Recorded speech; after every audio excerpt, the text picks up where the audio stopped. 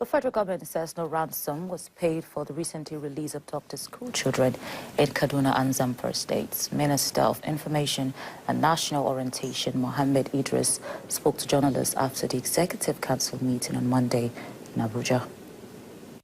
Monday's Executive Council meeting is holding few hours after the federal government secured the release of the kidnapped school children from Kaduna. Minister of Information and National Orientation, Mohammed Idris, told journalists after the meeting that the federal government did not pay to secure the release of the kidnapped victims.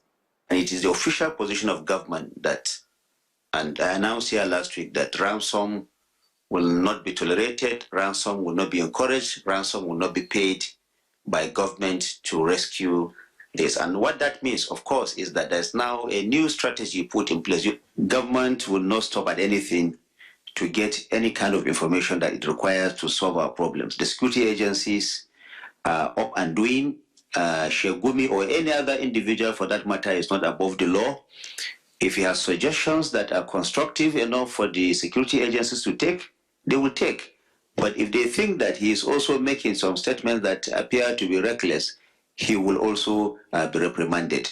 The Minister of Works, Minister of Finance, Youth and Data of State for Health also briefed journalists on the approval for the execution of various projects. It's one of the areas that we all know is key to getting the economy growing again is agriculture, and there was support from agriculture from the a Japanese international cooperation agency funding of a national agricultural growth scheme project, essentially around 15 billion yen. 28 projects totaling 1.267 trillion. They were all approved by FEC, having gone through the BPP.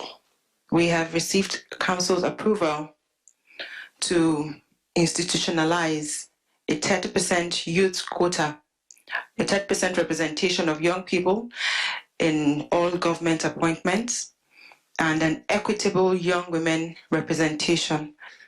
Every nation is the core to harnessing the greatest asset, which is human capital. The Council approved the report of a basic healthcare provision fund and sector-wide approach.